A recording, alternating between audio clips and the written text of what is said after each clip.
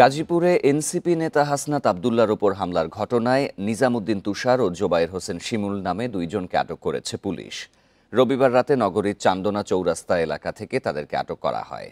এর আগে রোববার সন্ধ্যায় চান্দনা চৌরাস্তায় এনসিপির মুখ্য সমন্বয়ক হাসনাতের গাড়িতে হামলায় তিনি আহত হন। প্রতিবাদে তাৎক্ষণিক বিক্ষোভ মিছিল করে এনসিপির স্থানীয় নেতাকর্মীরা। পুলিশ ও স্থানীয়রা জানিয়েছে, রোববার সন্ধ্যায় বাসন এলাকায় হাসনাত আবদুল্লাহর গাড়িতে 10 থেকে 12 জন সন্ত্রাসী হামলা চালায়। এ সময় গাড়ির কাঁচ ভেঙে তার হাত কেটে যায়। খবর পেয়ে ঘটনাস্থলে যায় পুলিশ। ইসলামিক ইউনিভার্সিটি অফ টেকনোলজির সামনে কিছু সময় অবস্থান করে ঢাকার উদ্দেশ্যে রওনা হন হাসনাত। সিসিটিভি ফুটেজ দেখে হামলাকারীদের ধরতে অভিযান শুরু করেছে পুলিশ। এদিকে হামলার প্রতিবাদে ঢাকা, চট্টগ্রাম, সিলেট, সুনামগঞ্জ, নারায়ণগঞ্জ সহ বিভিন্ন জেলায় বিক্ষোভ মিছিল করেন এনসিপি নেতাকর্মীরা। হামলায় জড়িতদের গ্রেপ্তার না করলে আইন ও স্বরাষ্ট্র মন্ত্রণালয় ঘেরাওয়েরও হুঁশিয়ারি দেন তারা। রাতে এক প্রেস বিজ্ঞপ্তিতে এনসিপি দাবি করে, রোববার হামলার আগে সামাজিক মাধ্যমে নিষিদ্ধ সংগঠন ছাত্রলীগের কয়েকজন নেতাকর্মী হাসনাত আবদুল্লাহকে হামলার হুমকি দেন। এছাড়া গত 9 মাসে ছাত্র জনতার অভ্যুত্থানে জড়িত ব্যক্তি ও পরিবারের ওপর 36টি হামলার ঘটনা ঘটেছে। এতে 89 জন আহত এবং 1 জন শহীদ হয়েছেন। বাইরের উপরে চৌরাস্তায় এই আওয়ামী লীগের দোসররা নেককারজনকভাবে হামলা করেছে। কেন্দ্রীয় অফিসে বসেছিলাম, আমরা খবর পেলাম আমাদের ভাই হাসনাত আবদুল্লাহর গায়ে আওয়ামী লীগের ফ্যাসিস্টরা আক্রমণ করেছে। আমরা গোয়েন্দা তথ্য কালেকশন করছি এবং এরই মধ্যে আমরা 2 জনকে গ্রেপ্তার করতে সক্ষম হয়েছি। আমরা তাদের সাথে কথা বলছি এবং যাচাই বাছাই করছি এবং আরও তথ্য প্রমাণ সংগ্রহ করছি এবং এই ঘটনার সাথে যারা সম্পৃক্ত আছে তাদেরকে খুঁজে বের করার জন্য আমরা অলরাউন্ড মাঠে আছি। এ নিয়ে আরও তথ্য জানাতে গাজীপুর থেকে যোগ দিচ্ছেন সহকর্মী আবুল হাসান। হাসান, যে 2 জনকে আটক করা হয়েছে তাদের পরিচয় সম্পর্কে পুলিশ কি তথ্য জানিয়েছে? আর পুলিশ তো বলছে যে বাকিদের ধরার জন্যও তারা সিসিটিভি থেকে বাকি সবকিছু পর্যবেক্ষণ করছেন। এ বিষয়ে পুলিশ কি জানিয়েছে সর্বশেষ?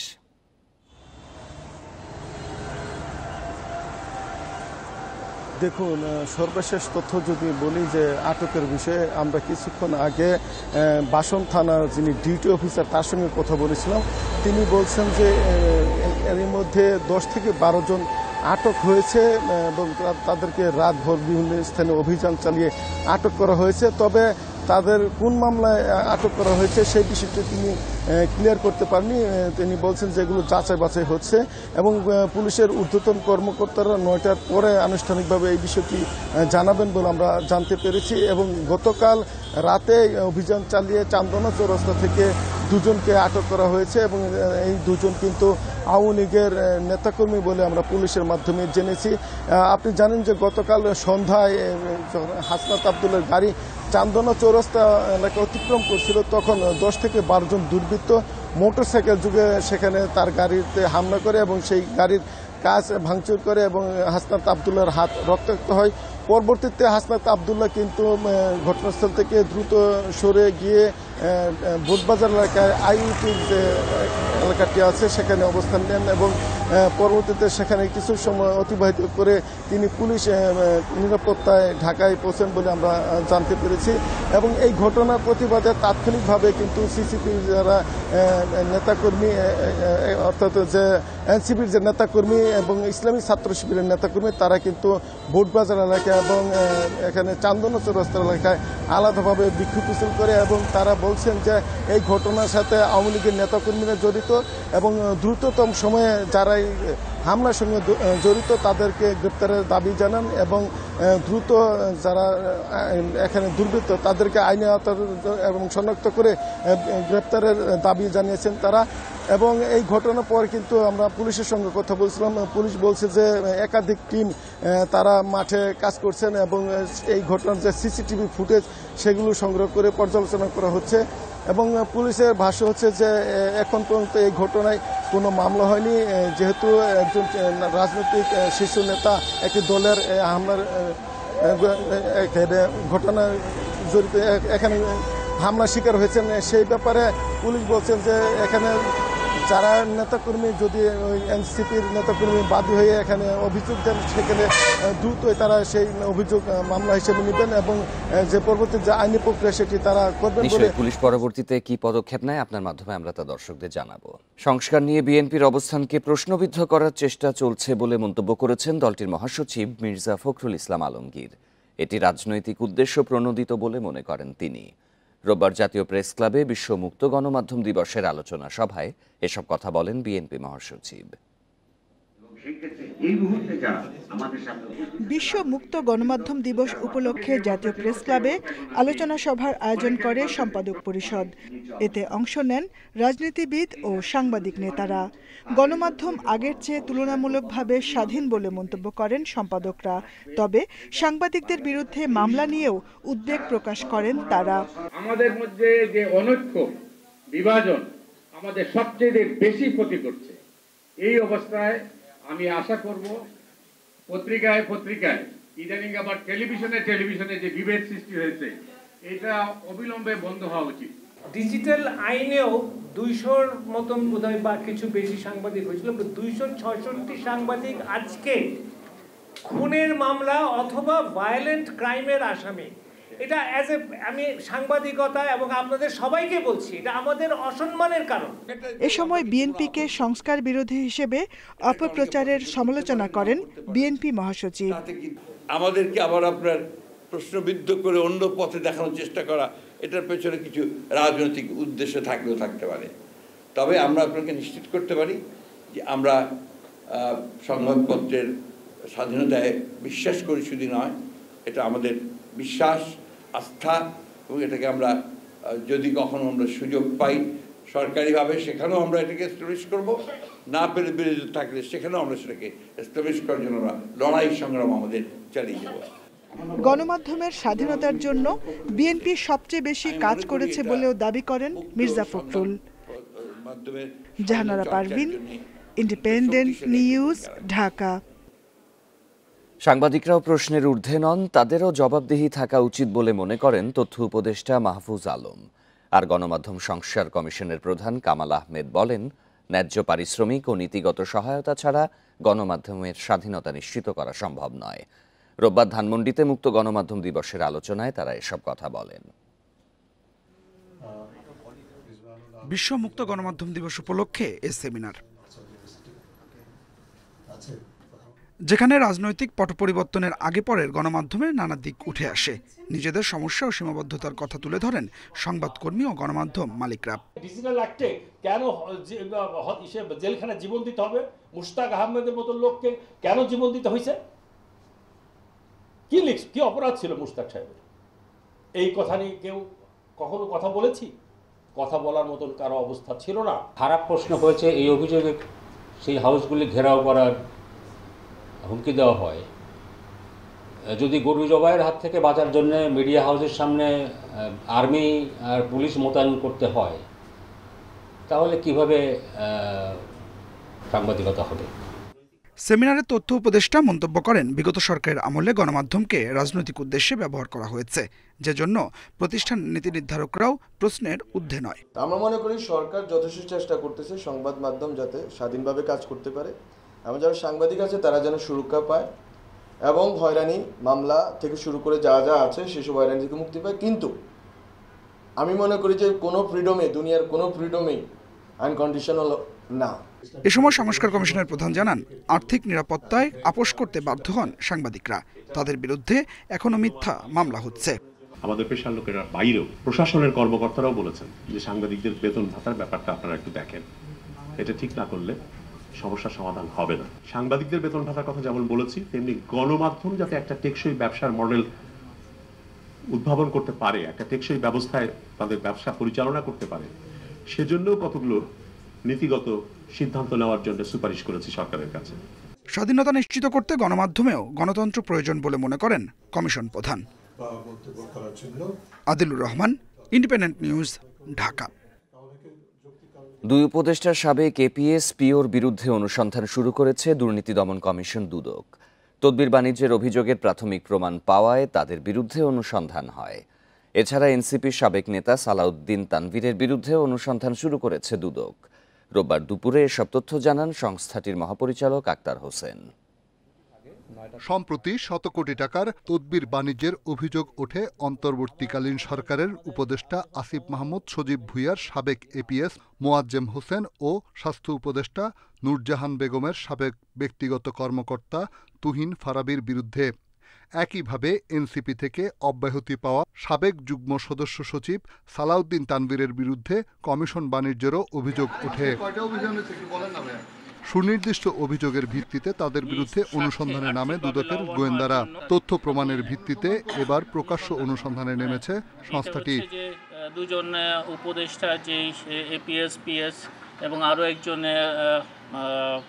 সমন্বয়কের সাবেক সমন্বয়কের বিরুদ্ধে অনুসন্ধানের সিদ্ধান্ত গৃহীত হয়েছে। ন্যাশনাল লাইফ ইন্স্যুরেন্সের জমি ক্রয়ে অস্বাভাবিক দাম নির্ধারণের মাধ্যমে প্রায় 3 কোটি টাকা আত্মসাতের অভিযোগে বেঙ্গল গ্রুপের চেয়ারম্যান মোর্শেদ আলম, তার ভাই ও ছেলের বিরুদ্ধে মামলা করেছে দুদক।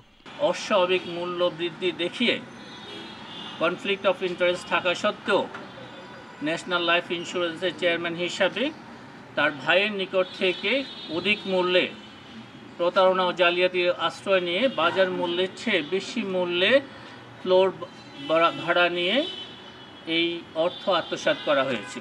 এছাড়া 11 কোটি টাকার অবৈধ সম্পদ অর্জনের অভিযোগে টেক্সাস অ্যাপিলেট ট্রাইব্যুনালের সাবেক সদস্য রঞ্জিত কুমার তালুকদার ও তার স্ত্রীর বিরুদ্ধে মামলা করেছে দুদক।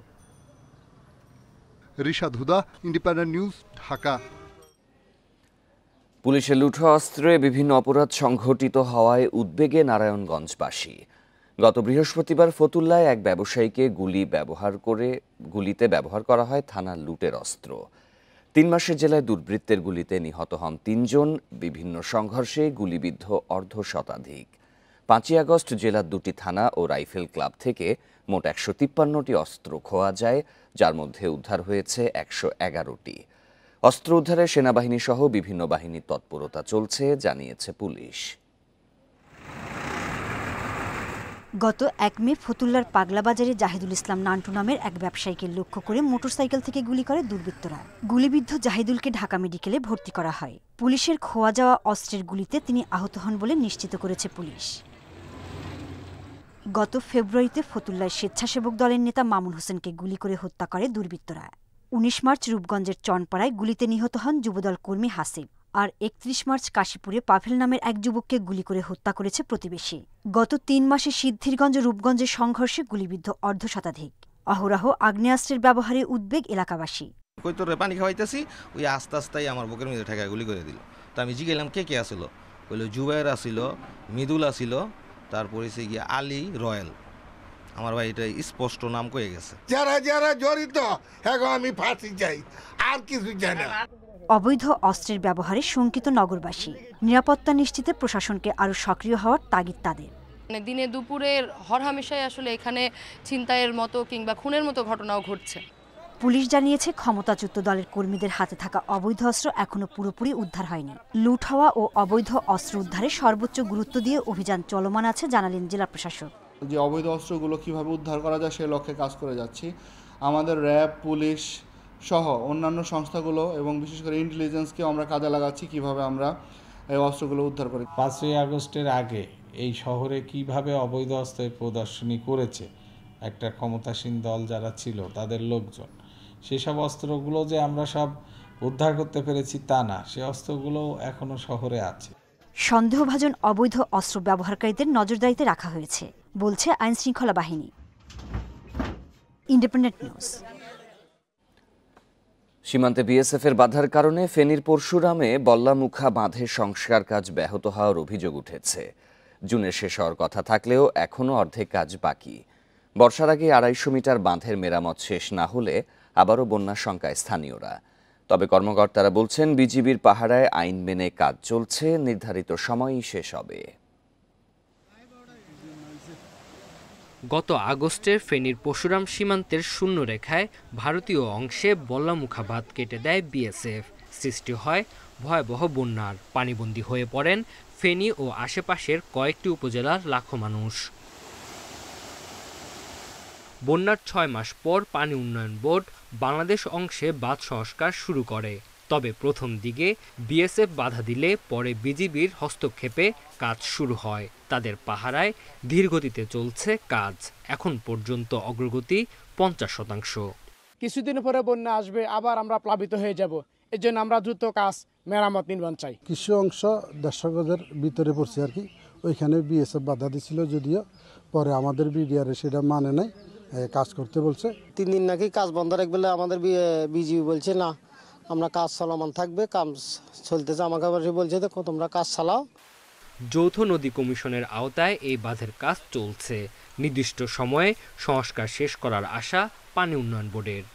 কাজের কিছু অংশ নোম্যান্সল্যান্ডের মধ্যে পড়েছে, সেটা বিজিবি বিএসএফ চ্যানেলে যোগাযোগ, যৌথ নদী কমিশনের মাধ্যমে যোগাযোগের মাধ্যমে ওখানে ওই জটিলতা পরিহার করে খুব যথাসময়ে এই কাজ সম্পন্ন করা যাবে।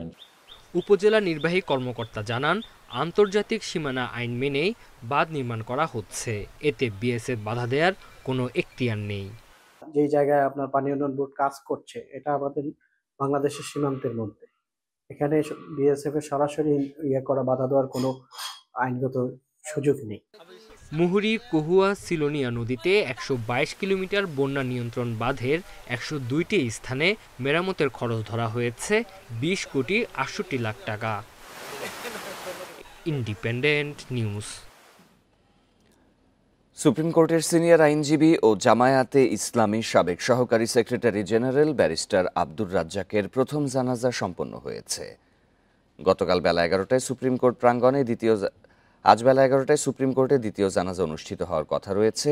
দীর্ঘদিন রোগে ভুগে রোববার রাজধানীর একটি হাসপাতালে মারা যান ব্যারিস্টার আব্দুর রাজ্জাক। আইন অঙ্গনে স্বচ্ছতা ও দক্ষতা দিয়ে স্বতন্ত্র জায়গা তৈরি করেছিলেন ব্যারিস্টার আব্দুর রাজ্জাক। ফৌজদারি আইন বিশেষজ্ঞ ছিলেন সুপ্রিম কোর্টের এই জ্যেষ্ঠ আইনজীবী। রোববার বিকেলে রাজধানীর একটি হাসপাতালে 75 বছর বয়সে শেষ নিঃশ্বাস ত্যাগ করেন তিনি। খবর পেয়ে ছুটে যান প্রিয়জনরা। অনেক শিক্ষণীয়, অন্য ধরনের পার্সোনালিটি, স্বাভাবিক মানুষের মতো না। ওনার ব্যক্তিত্ববোধ সব মানুষের চেয়ে আলাদা। ওনার আকাঙ্ক্ষা ছিল উনি এটিএম আজহার সাহেবের মামলাটা পরিচালনা করবেন, শেষ করবেন, কিন্তু ওনার হায়াত ছিল না। আমাদের প্রত্যেকের মামলায় তিনি যে ভূমিকা রেখেছেন, এটি একজন শুধু লয়ার অবস্থায় থেকে তিনি এটা করেননি, বরং আমাদের মাঝে মাঝে মনে হয়েছে তিনি সত্যি আমাদের পরিবারের একজন সদস্য। তাকে শেষ বিদায় জানাতে হাসপাতালে যান রাজনৈতিক সহযোদ্ধারাও। বাংলাদেশ জামায়াতে ইসলামীর দুর্দিনে সবচেয়ে বেশি ভূমিকা পালন করেছেন। তিনি স্বচ্ছতা এবং দক্ষতার সাথে আইন অঙ্গনে যে সেবা দিয়ে গিয়েছেন, আল্লাহ যেন তার এই সেবাটাকে কবুল করেন। নিবিড়ভাবে সারা বিশ্ব রাজনীতি সহ অনেক কিছু তার প্রাজ্ঞতা আমরা এনজয় করেছি, তার প্রাজ্ঞতায় আমরা ঋদ্ধ হয়েছি, কিন্তু শেষ সময়ে এসে উনি যখন খুবই অসুস্থ হয়ে পড়েছেন, তখন উনি আর সে দায়িত্ব পালন করেন নাই। ধানমন্ডির তাকওয়া মসজিদে বাদ এশা ব্যারিস্টার রাজ্জাকের প্রথম জানাজা হয়। আমার আব্বা ব্যারিস্টার আব্দুর রাজ্জাক ইন্তেকাল করেছেন। ইন্না লিল্লাহি ওয়া ইন্না ইলাইহি রাজিউন। আপনারা সবাই ওনার জন্য দোয়া করবেন। ৭১ মানবতা বিরোধী অপরাধের বিচারের জন্য গঠিত আন্তর্জাতিক অপরাধ ট্রাইব্যুনালে আসামি পক্ষের প্রধান কৌশলী ছিলেন আব্দুর রাজ্জাক। ২০১৯ সালে তিনি জামায়াত থেকে পদত্যাগ করে এবি পার্টির উপদেষ্টার দায়িত্ব নেন। দীর্ঘদিন ধরে ক্যান্সারে চিকিৎসাধীন ছিলেন ব্যারিস্টার আব্দুর রাজ্জাক। ২১ এপ্রিল তাকে হাসপাতালে ভর্তি করা হয়। যুক্তরাজ্য থেকে ২৬ ডিসেম্বর দেশে ফেরেন সুপ্রিম কোর্টের এই জ্যেষ্ঠ আইনজীবী।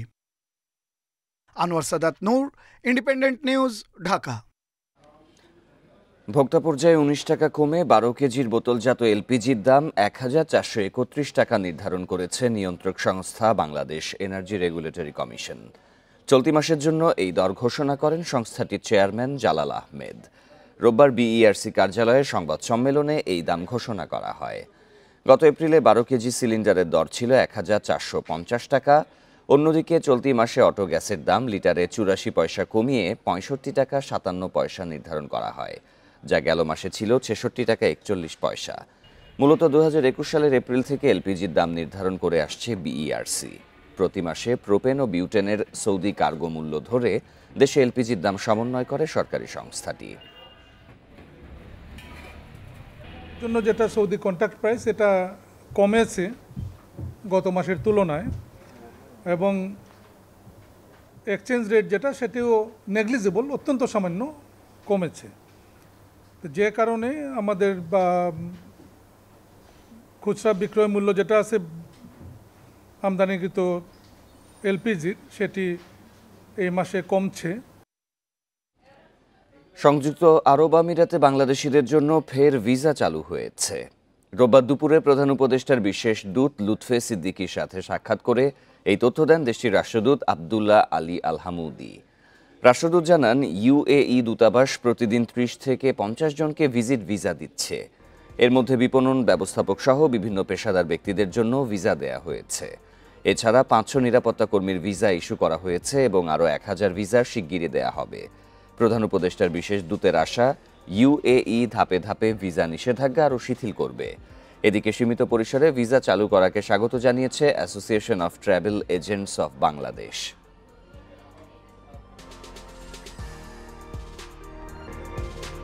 সম্প্রতি আমরা যেটা জানলাম যে ইউএই এমবাসি থেকে 30 থেকে 50টি ভিসা দেওয়ার ব্যবস্থা নেওয়া হয়েছে, সেটি একদিকে আমাদের জন্য সুখবর, কিন্তু এই প্রক্রিয়াটা আরও ইজি করা উচিত। পূর্বে যেভাবে প্রতিদিন ভিসা সাবমিট করলে 1 দিন বা 2 দিনের মধ্যে ভিসাটা পাওয়া যেত, সেভাবে ইজি করা হলে বাংলাদেশের ব্যবসায়ীরা এবং বাংলাদেশের পর্যটকরা উপকৃত হবে। তবে ইউএই ভিসা ওপেন করার এই উদ্যোগকে আমরা স্বাগত জানাই। যানজটের ভোগান্তি কমাতে নীলফামারীতে বাইপাস সড়ক নির্মাণ হলেও সেটি হয়ে উঠেছে গলার কাঁটা। 7.74 কিলোমিটার অংশে 42টি বাঁক, এর মধ্যে 12টি অতি ঝুঁকিপূর্ণ। প্রায়শই ঘটছে দুর্ঘটনাও। এ কারণে সড়কটি ব্যবহারে অনীহা চালক ও যাত্রীদের। তারা বলছেন, অপরিকল্পিতভাবে সড়ক নির্মাণের খেসারত দিচ্ছেন স্থানীয়রা। এদিকে নতুন করে সড়ক নির্মাণের গুরুত্ব দিচ্ছে সড়ক ও জনপথ বিভাগ। যানজট কমাতে 2020 সালে 23 কোটি টাকা ব্যয়ে নির্মাণ করা হয় সৈয়দপুর ডোমার মহাসড়কের প্রধান বাইপাস সড়ক। 7.74 কিলোমিটার সড়কে বাঁক 42টি, এর মধ্যে অতি ঝুঁকিপূর্ণ 12টি। এতগুলো বাঁক থাকায় সড়কটিতে ভারী যানবাহন নিয়ে যেতে চান না চালকরা। তাদের দাবি, অতিরিক্ত বাঁকের কারণেই প্রায়ই ঘটছে দুর্ঘটনা। বাইপাস সচরাচর ছোট হয় না, তুলনামূলক এই রাস্তাটা অনেক ছোট, আর এই রাস্তাটা অনেক টার্নিং বেশি। একটা ট্রাক যখন এই বাঁকগুলা ঘুরাবে তখন পিছনে আরো 50-100 ট্রাক দাঁড়ায় থাকে। বাইপাস সড়কটি খুব একটা কাজে না আসায় শহরের মূল সড়কে গাড়ির চাপ বেশি। রাত 10টার আগে মূল সড়কে ভারী যানবাহন ঢোকা নিষেধ থাকায় বিকেল থেকে অলস সময় পার করেন চালকরা। শহরের যে রাস্তাটা সেটা একটু ছোট চিকন, ওখানে যদি ট্রাক বাস ঢুকে তাহলে ওখানে জামজটের সৃষ্টি হয়। শহর দিয়ে গেলে আমাদের 10 মিনিট দরকার, বাইপাস দিয়ে গেলে আধা ঘন্টা 40 মিনিট, এমন সময় জ্যামও লাগা যায়, ঘন্টাখানে লাগে। 18 ফিট থেকে সড়কটি আরও প্রশস্ত করার এবং বাঁকগুলো সরলীকরণের দাবি এলাকাবাসীর। প্রায় 8 কিলোমিটার রাস্তায় এত বাঁক যে বাঁকের মাধ্যমে যখন তখন দুর্ঘটনার সৃষ্টি হতে পারে। আমরা আশু দাবি করি যে অতি সত্বর এই রাস্তাটা সুন্দর করে মানুষের যোগাযোগের, মানুষের চলাচলের সুব্যবস্থা করে। সড়ক ও জনপথ বিভাগ বলছে, এ বিষয়ে ব্যবস্থা নিতে সুপারিশ করা হয়েছে। জোর দেওয়া হচ্ছে নতুন করে সড়ক নির্মাণে। বাঁকগুলো আমরা সরল করতে পারতেছি না, কারণ আমাদের এখানে অধিগ্রহণকৃত ভূমি নেই। বিষয়টি আমরা ঊর্ধ্বতন কর্তৃপক্ষের নজরে এনেছি এবং একটি শহর বাইপাস করে একটি প্রকৃত বাইপাস সড়ক নির্মাণের জন্য আমরা সম্ভবত যাচাই করতেছি। 4 বছর ধরে কোনো সুরাহা না হলেও কর্তৃপক্ষ বলছে সড়কটিতে দুর্ভোগ কাটাতে প্রক্রিয়া চলমান। Independent news. দুরারোগ্য ব্যাধির চিকিৎসায় আলোর পথ দেখাতে পারে বাংলাদেশ। বায়োটেক পদ্ধতিতে ক্যান্সারের চিকিৎসায় ওষুধ তৈরিতে অনেক দূর এগিয়ে গেছে দেশের বেসরকারি প্রতিষ্ঠানগুলো। বিশেষজ্ঞরা বলছেন, সঠিকভাবে বাজারজাত করা গেলে ব্যয়বহুল এসব ওষুধের দাম থাকবে হাতের নাগালে। ওষুধ চাহিদার প্রায় 98% পূরণ করে দেশীয় ফার্মাসিউটিক্যালসগুলো। এসব কারখানায় এখন তৈরি হয় বিশ্বমানের ওষুধ, কিন্তু সক্ষমতা থাকার পরও কিছু ক্ষেত্রে সরকারের নীতি সহায়তার অভাবে রপ্তানির দৌড়ে এখনও অনেকটা পিছিয়ে দেশের ওষুধ শিল্প। খাত সংশ্লিষ্টরা বলছেন, সরকারি সহায়তা পেলে বৈশ্বিক ওষুধের বাজারে ভালো দখল নেওয়া যাবে। তাদের দাবি, ক্যান্সার সহ দুরারোগ্য ব্যাধির চিকিৎসার নতুন দিগন্তের সূচনা হতে পারে দেশ থেকেই। শুধুমাত্র ক্যান্সার সেলকে হিট করবে এবং প্রসেস অনুযায়ী, বায়োটেক টেকনোলজি অনুযায়ী তার কাছে গিয়ে পৌঁছাবে এবং তাকে করবে, ধ্বংস করবে, কিওরমেন্ট দেবে, সেই ধরনের ওষুধ এখন ধীরে ধীরে চলে আসছে। ইউটিলিটিগুলো পাই আমরা যদি পলিসি সাপোর্টগুলো পাই, আমরা যদি যত ব্যারিয়ার আছে, বিশেষ করে পারমিশনের যে ব্যারিয়ারগুলো আছে, ওইগুলো যদি আমরা উত্তাইতে পারি, আমরা মনে করি বাংলাদেশের ফার্ম ইন্ডাস্ট্রি উইল সাস্টেইন।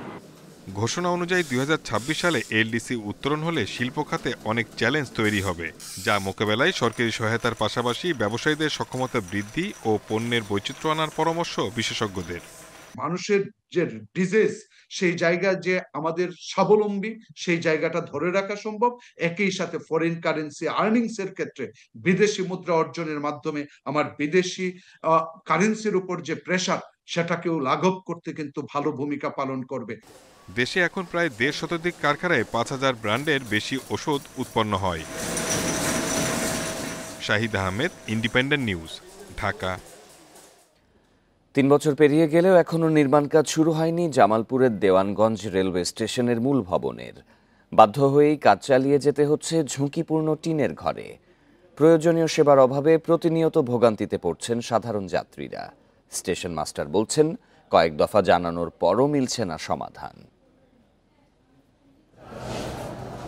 দেশের প্রাচীনতম রেল স্টেশনের একটি দেওয়ানগঞ্জ রেল স্টেশন। 1919 সালে প্রতিষ্ঠিত রেল স্টেশনটি একসময় উত্তরাঞ্চলের 8 জেলার সংযোগস্থল ছিল। বর্তমানে 3 জেলার 5 উপজেলার মানুষ রাজধানী ঢাকার সঙ্গে যুক্ত হন এই স্টেশন দিয়েই। চলাচল করে 7টি ট্রেন। নতুন স্টেশন নির্মাণের প্রতিশ্রুতিতে 2021 সালে ভেঙে ফেলা হয় পুরনো ভবন। 3 বছর পেরিয়ে গেলেও বাস্তবায়ন হয়নি প্রতিশ্রুতি। এতে প্রতিনিয়ত দুর্ভোগ পোহাতে হচ্ছে যাত্রীদের। প্ল্যাটফর্মের অবস্থা খুবই খারাপ। ফ্যান নাই, পায়খানা নাই, মহিলাদের জন্য কোনো টয়লেটের ব্যবস্থা নাই। স্টেশন মাস্টারের যে রুম এবং টিকিট যে কাউন্টার, এটা নেই এবং যাত্রীদের বিশ্রামাগার নেই। আঙ্গ তো অসুবিধা থাকার জায়গা নাই, যে এটার মধ্যে থাকি সাবরা ঘরের তোলে, বৃষ্টি আলে পরে পানি পড়ে, এখনও পানি পড়ে। এমন বেহাল অবস্থার কারণে প্রতিনিয়ত দুর্ভোগের শিকার হচ্ছেন স্টেশনের কর্মকর্তারাও। স্টেশন মাস্টার বলছেন, কয়েক দফা জানানোর পরও মিলছে না সমাধান। আমাদের এই দুর্ভোগের বিষয়টা আমরা ঊর্ধ্বতন কর্তৃপক্ষকে জানিয়েছি, তারা আশ্বাস দিয়েছে তারা বাজেট পেলে কাজ করবে। আর আমাদের এই গরমের সময় গরম, শীতের সময় শীত, আমরা প্রচণ্ড সমস্যায় আছি। নকশা জটিলতায় থেমে আছে স্টেশন নির্মাণ কাজ। এর বাইরে কোনো আশার বাণী শোনাতে পারেননি রেলওয়ে প্রকৌশল বিভাগ। Independent news. দেশের ব্যাংকগুলোকে আন্তর্জাতিক কার্ড প্ল্যাটফর্ম ব্যবহার করে বৈধভাবে রেমিটেন্স পাঠানোর অনুমতি দিয়েছে কেন্দ্রীয় ব্যাংক। এতে বিদেশে পড়াশোনা, চিকিৎসা, ভিসা ফি সহ নির্দিষ্ট কিছু খাতে টাকা পাঠানো আরও সহজ ও দ্রুত হবে। রোববার বাংলাদেশ ব্যাংক এক প্রজ্ঞাপনে এই সিদ্ধান্ত জানায়। এর আগে শুধু নিজস্ব নামে ইস্যুকৃত আন্তর্জাতিক কার্ড ব্যবহার করে ব্যাংকগুলো এই ধরনের রেমিটেন্স পাঠাতে পারত। নতুন নির্দেশনায় এই সুযোগকে আরও সম্প্রসারণ করা হয়েছে। এখন থেকে ব্যাংকগুলো আন্তর্জাতিক কার্ড নেটওয়ার্ক যেমন ভিসা, মাস্টার কার্ড বা ইউনিয়ন পের মতো প্ল্যাটফর্ম ব্যবহার করে গ্রাহকদের নির্ধারিত খাতে রেমিটেন্স পাঠানোর সুযোগ দেবে।